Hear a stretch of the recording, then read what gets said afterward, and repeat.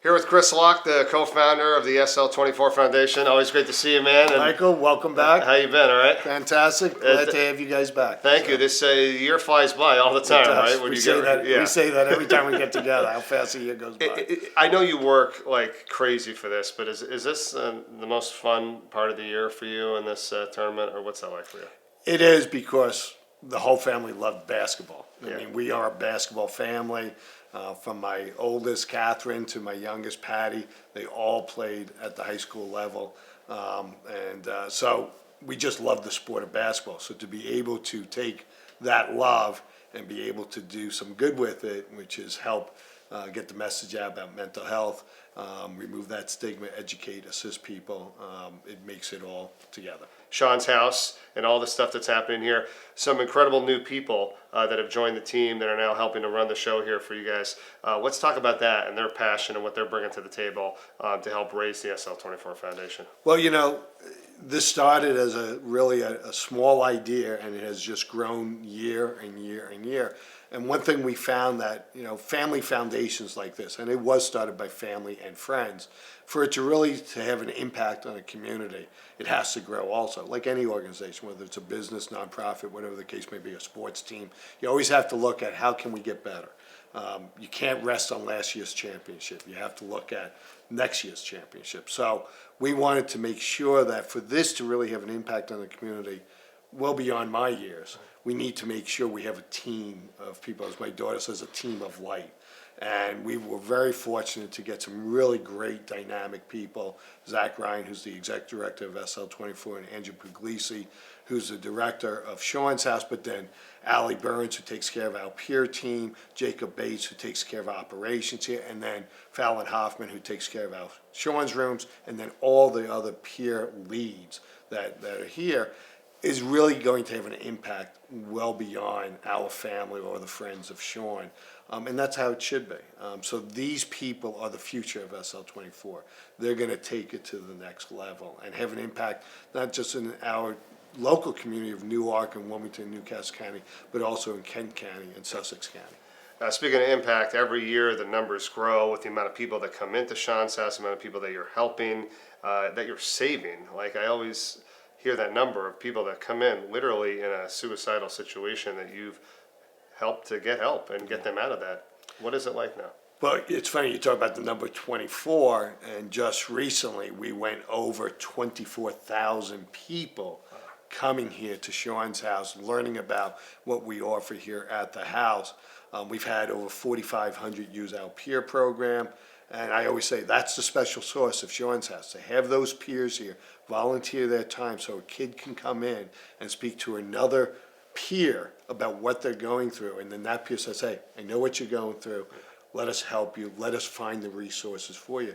It's tremendous. And, you know, we have now saved 107 people from a suicidal situation, you know, in 3.5 years. You know, we're talking about 38 months. 39 months. I had no idea. I had no idea that front door would have an impact on so many people.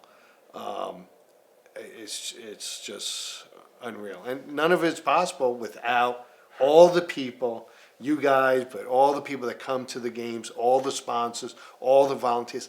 None of this would have happened had it not been everybody in the community saying, yeah, I'm here to help. Tell me what you need. I'm here to help. Yeah, and you know what? It's not just one, or it's not just 107 or 24. Like, I don't think people understand like the trickle down effect of what that does. You saved one of those people. What's that person going to do now? Who are they going to help save? What are they going to start up? I mean, look what you've done. You know what I mean? Look what all these people have done here. So those numbers, I mean, you can take that and probably times it by 100. Well, it's so true, because especially like the peers. We've had some peers now who have graduated from college. They're on to their careers. But they're now having impacts on their communities in New York and New Jersey and Connecticut and California. We have international students who come in here, and we had a gentleman say, I'm going to bring this back to my town in Africa and try to do something like Sean's house in my town. So the seeds are being thrown out there, and we don't know where the apple trees are going to grow and where the fruits are going to be born. But we know that it's having an impact more than just 136 West Main. Yeah. Well, I mean, the expansion is incredible. We talked about it. You've done it. The Sean's rooms, now at St. Mark's. We talked to Zach about that. The warehouse, St. George's, is setting one up soon. So let me get from you on that, like your goals and aspirations of expanding this, not only throughout the state, but like you said, you have people across the country, the world. Like, what's in your mind of what's next or down the road? Yeah, so the board and myself and my family, we've been very clear this is always going to be just a Delaware nonprofit. Okay. We will help others, and we have, like there's a Sean's Room at Fort McGuire's Air Force Base in New Jersey. We showed them how we did it. We showed them the blueprint, and then they ran with it. And we'll do that across the country. But we're not going to be running a bunch of Sean's houses Right. around the country. We're going to focus on Delaware. And that was what Sean's Rooms is all about. Can we put mini Sean's houses in certain areas? So we've got one at St. Mark's, and we've had over 1,500 kids come in there since we opened it up. We now have one in the Teens Warehouse in the Riverside community of Wilmington. That is one of the poorest, if not poorest, section of the entire state. There is no mental health services available. So if we're allowed to provide that through the Teen Warehouse, and those people up there are phenomenal. They have just done a tremendous job at Teen Warehouse, creating a place where kids from the Riverside community can come, feel safe, learn about what it is to get a job, learn about how do I do better in school, learn about mental health services. All these services, that's how we're going to help people get out of poverty, And that's what we're doing in a small part with Sean's Room at Teen Warehouse, is say, okay, we're here for you. We know it's tough. How can we help you be mentally well so that you can succeed in life? We talked about this before and multiple times, but there's so many different ways somebody else can help too and get involved, whether it's volunteering, whether it's getting into the Peer 24 Support Specialist Program, right, to help talk to people. Donations, obviously, we know that helps run Sean's house and the rooms and all the places that you're working on. And we talked earlier with Zach about your 2.4 in 2024, this endowment that you're setting up now for this to last forever. I mean, let's talk about that. Well, that was Zach's idea. I mean, when we talk about leadership, leaders come with new ideas. And that was something that was never in my head. But Yeah. Zach, with his experience and his leadership says, hey, I think we can do this. It's a bold plan, but it's a plan that makes a lot of sense, so that we can make sure that there is always funds to help people. That SL24 scholarship where we're paying for mental health services of people who cannot afford it is huge, because economics is part of the barrier to get healthy, whether it's physical health or mental health. So if we can take that barrier away and say, hey, look, we got you. We got you back. How many appointments you need, we're going to pay for it, and you're taken care of. Boy, that takes a lot of pressure off that individual who can really focus on their mental well-being. And Zach came up with this idea, hey, it's 24, let's do 2.4 and 24.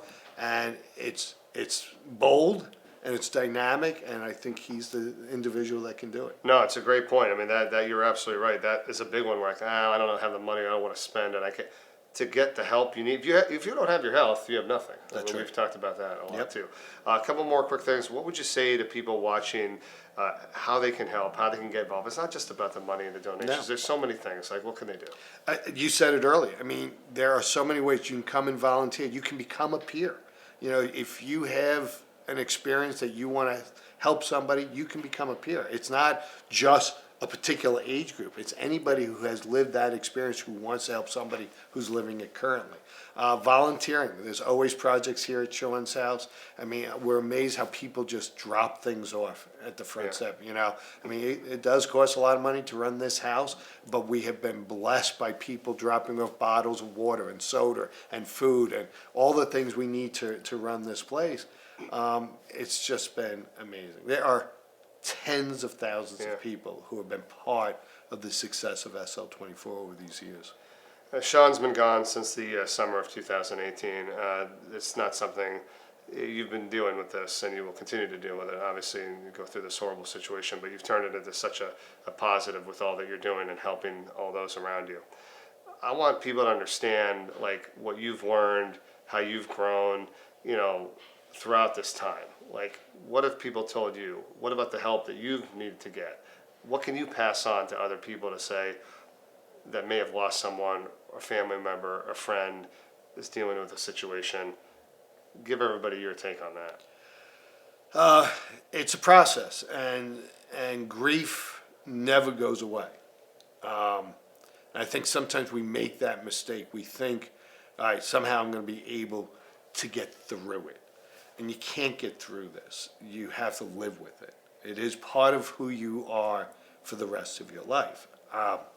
The person I was before July 18, 2018, no longer exists. That was changed when we lost Sean that day. I'm not the same person. So what do you do with grief? And that's really what you're asking. You know, I live every parent's worst nightmare, losing a child, you know, and, you know, people I'm sure look at me and go, how is he doing it? And I think you have to make a decision as a human being. Are you going to let grief suck you up and just control you? Or are you going to take that grief, that pain that you feel, and you're going to do something good with it? Look, there's not a moment that I don't think of him. I think of Sean every single day. At the end of the basketball tournament, when everybody is patting themselves on the back, I get into my truck and I drive away, and Sean is still not here. But he is in a way. When I see a kid who's having a great time playing basketball at the tournament, or I see a parent who comes up and tells me about their child that is suffering, or just a complete stranger thanking us for what we do, Sean is still here, you know, and that's his legacy. And the power that he had when he was alive, the love that he had for each of us, is why we do what we do, you know. He was an amazing young man, and that's what we have to do. So grief never disappears, but you have to decide what to do with it. Hey, we're passing on what he did when he was on this earth of supporting and being there for his friends, his family, and each other. You and I have had a lot of conversations, lunches, dinners. We talk about it. The biggest thing that I think and I love about you and everybody is that we have support. That's We're right. friends. We're here for each other. That's right. You're here for them, and that's what this is all about. That's exactly right. Love being with you, man. Without Thanks. a doubt. Thanks Thank for you so everything. much, Thank Michael. you, Chris. Appreciate it. All right. Appreciate it.